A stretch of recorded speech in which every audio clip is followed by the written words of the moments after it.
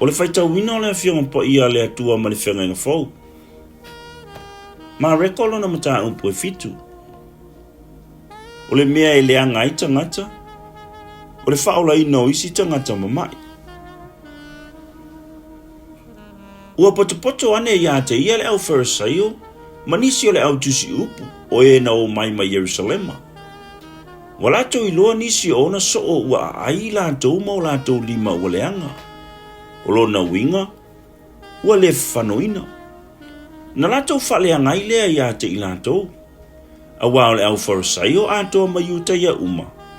Ele a ai lato ina se ia uma o na whawhano le lei o lato lima. O lo tau fi lato i upu tu ua e ana mua. Ao mai fo i lato ma le malai. Pe a fai lato te le mulu. Ua le a ai lava. O isi fo i mea e te le wa lato te lia. Ma tau fi i ai. O le fufulu ina o ipu e inu mai. Ma ipu apa me mea. A toa mamuenga. O na fisili ane lea o le au Farisaio ma le au Tusi upu ia te ia. Se ale mea ele usista iai o so o i upu tu ua e ana mua. A wala tau ai mau lantou lima ele whawhanuina. Na tali atu leo ia te ilantou o whape atu. O te tau le leile valo anga isaia ia te o tōtanga te pipelo. E pei ona tūsia. Ua vivi i maile nei nuu ia te au i o lantou lau ngutu. Au lantou loto ua tau mamao ia te au. E tapu ai fua mai i lantou ia te au. I lo lato fai mamata upo polo i ngā tangata. A wā ua utoutu o le polo i ngā le atua, ai tā ofi upo tu ua tangata. O le fufulu ina o ipu, ma ipu e inu ai. A toa fo i manisi mea whapena e tele ua utou faia. Ua whetala i atu foi o ia te i lato. Ua le leilo o utou wha leo ngā ina le polo i ngā le atua. Ina ia utou tā ofia o utou upo tu. A wā ua fai mai mose. Ia e ava i lo tamama lo tina. Ile malea. O le fai upu le anga i le tamama po le tina. Ia fasi o tia lava ia. A ua o tau fai mai. A fai e fai ane se tasi le tamama po le tina. Ai se mea ua ia te ue au ngā ia te oe. Ua ko pano lea. O lo na winga o le taulanga. O na o tau le toi tu uina atu lea ia te ia. Ina ia fai se mea maa lo na tamama po lo na tina. Wa autou whaale au ngā ina ila fio ngā lea tua ia autou putuu wa autou tu ina mai. O isi fo i mea whape nā e te le wa autou whaia. O na wala awa tu lea o ia ile moto tangata uma wa whetala i atu ia te ilatou. Whalonga uma mai autou ia te au, mai autou langona. E le ise mea olo o i whafore tangata e aluane i te tonu ia te ia e mawhai o na lea ngai o ia. A o mea e sau mai te tonu ia te ia. O mea ia e lea ngai le tangata. O le ua iaita linga e whaalongo ai. Ina whaalongo mai o ia. Ua ulu whale atu o ia e le whale. Ua tu ua le motu o tangata. O na whisili ane lea o na so o ia te ia i le winga o le whata oto. O na whetalai atu lea o ia te ila ato. I whapea foi ea o tau o na vale lea. Tau te le iloa ea. O mea i whafo uma e alumane i to tono o le tangata e le mawhai o na lea ngai o ia. A wā ele o ia mea ilo na loto, a o le manava. E o ane fo i fafo i le mailiunga. O lea e te ai o mea e ai uma. O whetala i atu fo i o ia. O le mea e saua i te tonu o le tangata. O le mea lea e lea ngai le tangata. A wā e alua e mai le loto o le tangata o le manatu leanga. O le mulilua. O le whaitaanga. O le whasio tangata. O le ngaoi. O le manu. O le ami o leanga. O le pipelo. O le mata aitu, o le mata ua, o upuleanga, o le whaamawalunga, o le mawhauwhau. O ia mea leanga uma e sau mai tutonu, ma leanga i le tangata. O tūlai o ia nei le mea, o na maliwane lea i le lau ele o tūlo masai tonu, o uru atu ia i le whale, o finangalo foi ina ia le iloa o ia e se isi, ai le mawhai o na whaaliloina o ia. A wā le whawhine o ilana tamateine leanga ngaleanga. Wana whaalongo i le tala i a te ia. Una sawa i leo ia i a te ia, ua whaapa u mai o na vai. O le whawhine e leni ia, na whanau i suria fo i nie. O ia whaatonga i a te ia.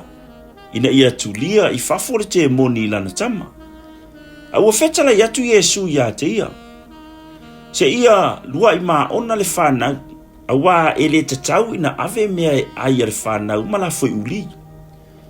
Na tali mai leo ia te ia o whapea mai, lea li ie, moni ia oe. A o li lalo le lao ai, e a ai I lato I mo moi mea tama. Ona fetala yatu lea o ia te ia. Ina alu ia ona o lau upu le na. Ua te ali te moni sai tonu I lau tamatene. Ona alu atu lea o ia ilona fale. Ua mawailan tamatene o ta oto I lunga o le muenga. A ua te ali te moni. Ona toi tu ua lea e o le tu o turo masai tonu.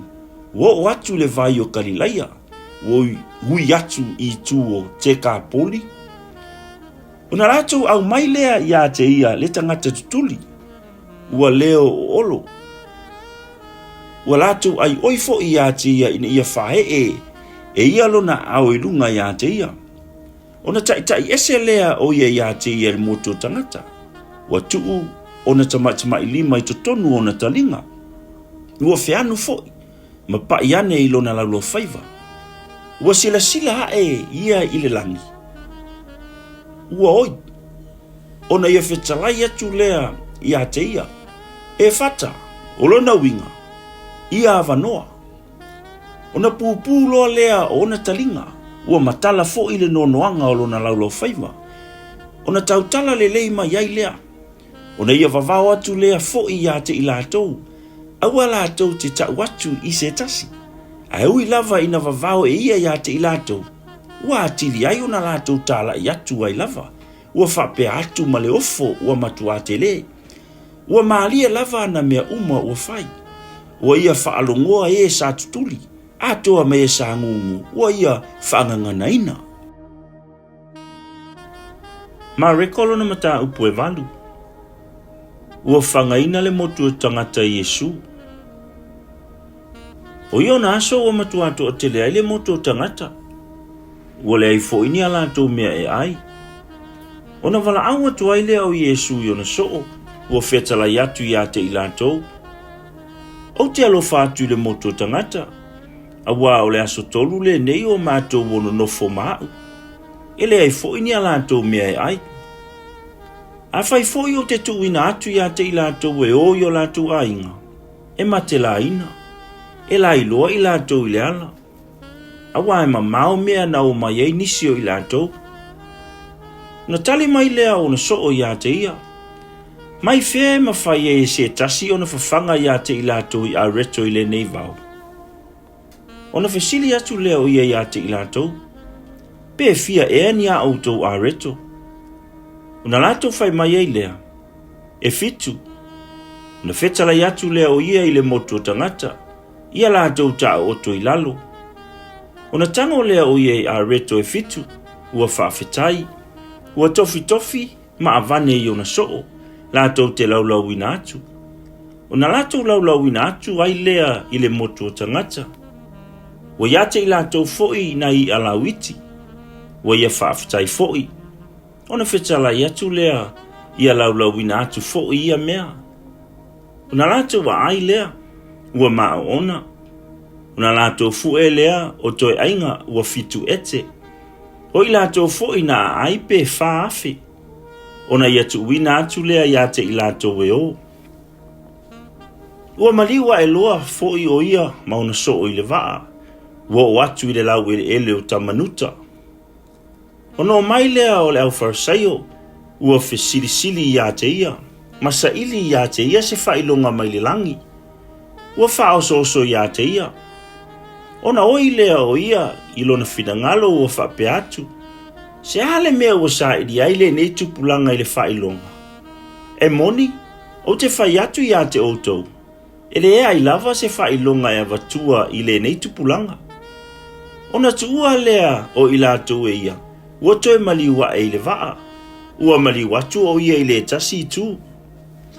Ua ngalo ia te I latou o na aveni a reto. Ua na o a reto e tasi o ia te I latou I le vaa. Ua popo a yatu foi o ia te I latou ua whape atu. Ia o tau ia matualo ese le mea whaafifete le au farisaio, ma le mea whaafifete a heirota. Na lato whelafulafua iei lea ua whaapeane. O lana whetalainga lea ona ua le aini a tātou a reto. Ua sila fia i Yesu. Ona whetala i atu ai lea o ia i a te i latou. Se ale mea tau te whelafulafua iei. Ina ua le aini a tātou a reto. Tau te le au iloa ea.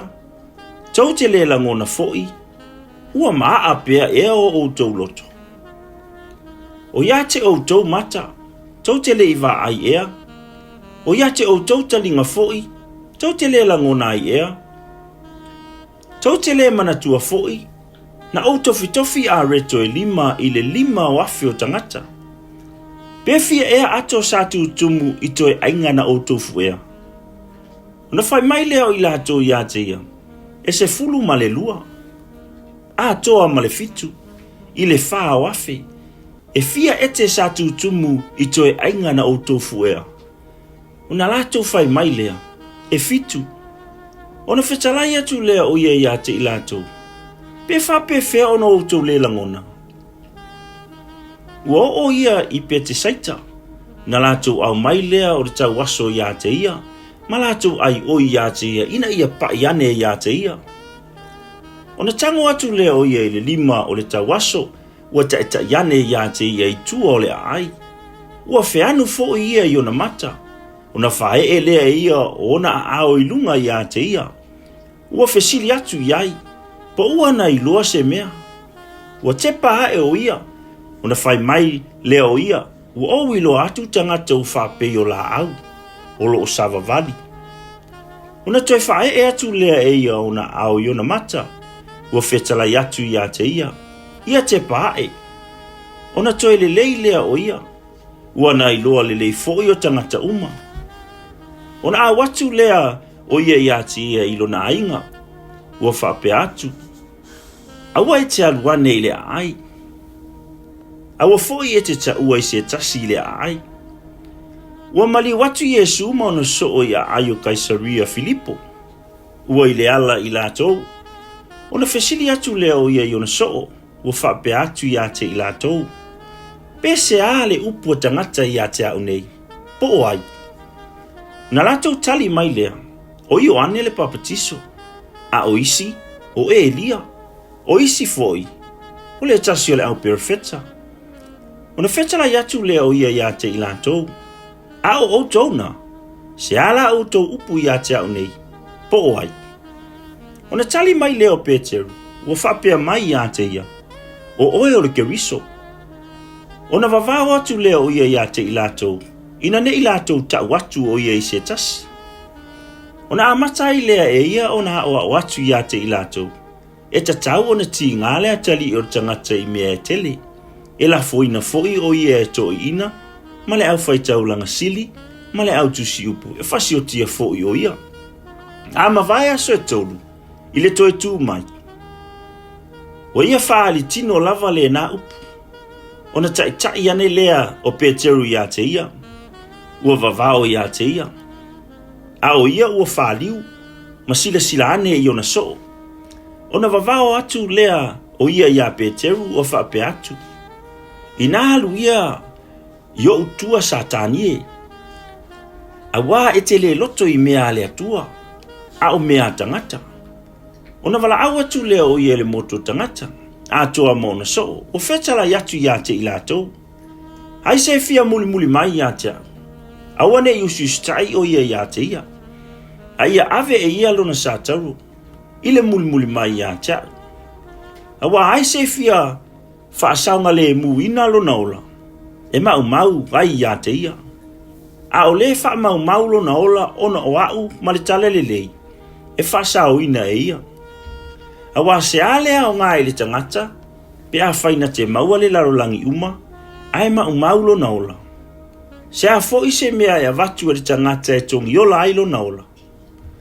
Awa ai se maa i ate au.